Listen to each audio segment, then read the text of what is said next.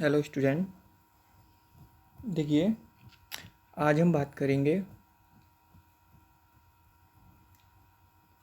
7वीं पंचवर्षीय योजना के बारे में, जो कि आज़ादी के बाद कोऑपरेटिव मूवमेंट में यानी कि सहकारिता आंदोलन में आज़ादी के बाद 7वीं पंचवर्षीय योजना का क्या महत्व था।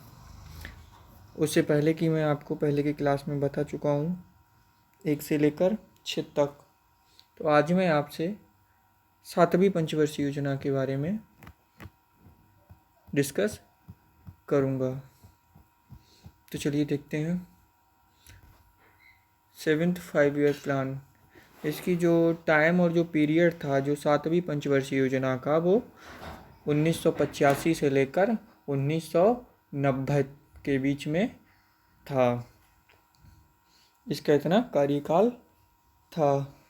तो इसमें क्या हुआ था देखते हैं।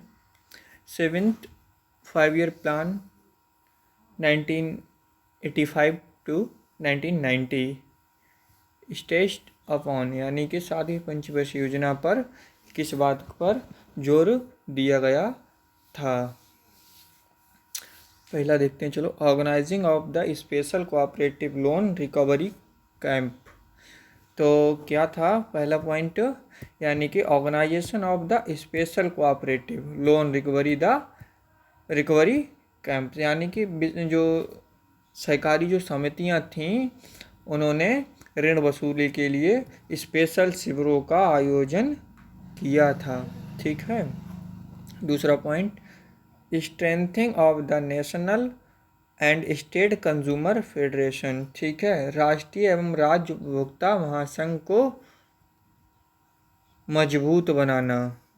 ठीक है।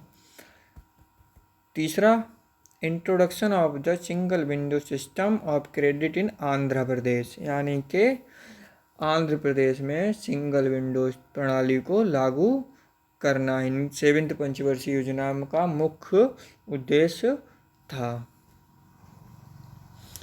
8th 5 ईयर प्लान, ठीक है, 8वीं पंचवर्षीय योजना का कार्यकाल 1992 से लेकर 1997 तक था। तो देखें इसमें क्या हुआ। 8th 5 year plan 1992-1997 emphasized republication of Anand pattern of cooperative for milk and strengthening of the processing cooperative। जो था 8वीं पंचवर्षीय योजना जो थी वो 1992 से 97 के बीच में थी। इसमें जो क्या था, इसमें दूध और उससे संबंधित उससे बनने वाली चीज़ों के प्रसंस्करण, ठीक है, यानी कि वो दूध से कुछ पदार्थ बन रहे थे, यानी कि थिन, और उसके सहकारिता को पदार्थ बनाने के साथ साथ सहकारिता को मजबूत बनाने के लिए सहकारी संस्था में आनंद पैटर्न पर जोर दिया गया था। ठीक है। नेक्स्ट 9th 5 ईयर प्लान, यानी कि 9वीं पंचवर्षीय योजना। 9वीं पंचवर्षीय योजना जो थी उसका जो कार्यकाल था वो 1997 से लेकर 2002 के बीच तक था। इसमें क्या हुआ था, तो देखो, ड्यूरिंग 9th 5 ईयर प्लान 1997 से 2000, ठीक है, major have been initiated to revitalise and the cooperative to make them vibrant democratic institutions with the economically viability and active involvement of member by the government। जो 9वीं पंचवर्षीय योजना थी उसमें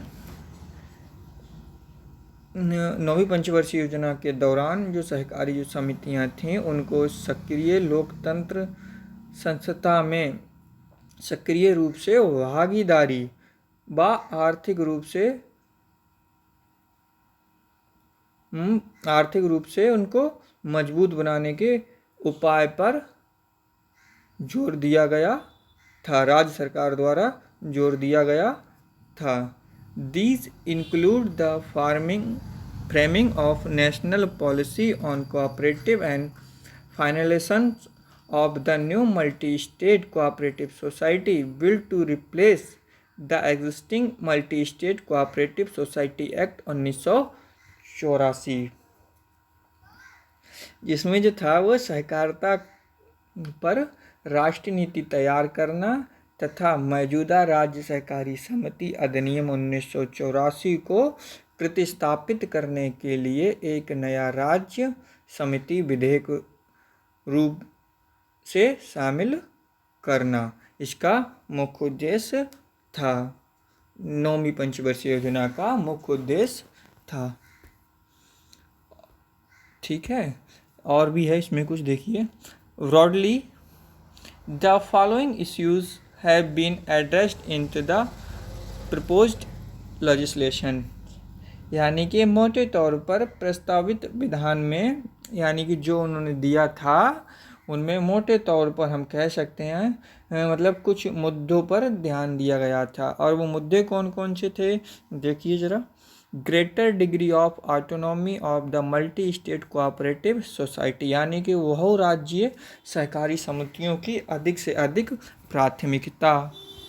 दूसरा था reduction in the control and level of intervention of the government, हैं सरकार को नियंत्रण और हस्तक्षेप में कमी, यानी कि ज़्यादा उनको एक्टिव नहीं होना, कंट्रोल होना। ठीक है।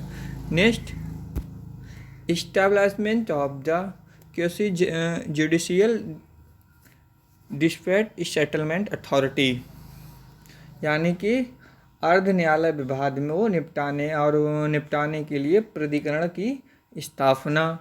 Next, prevention of the safeguarding and the interest of members, यानी कि सदस्यों के हित के रक्षा के लिए प्रावधान देना।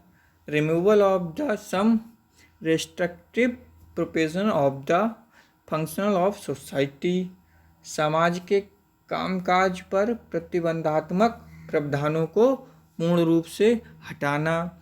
फ्रीडम और society to determine their own priorities, अपनी प्राथमिकताओं को निर्धारण करने के लिए समाज को पूर्णतः स्वतंत्रता देना।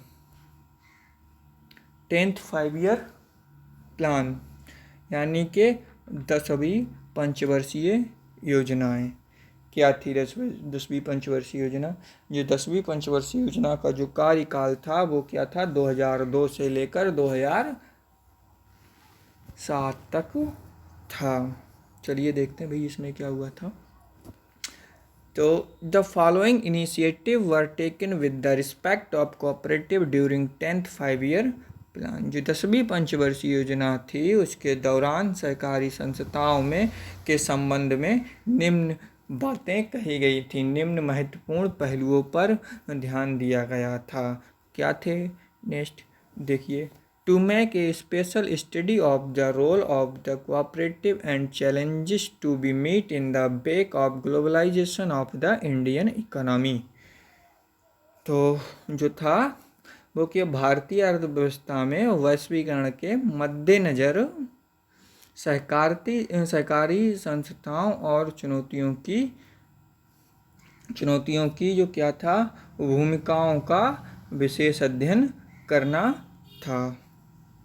ठीक है।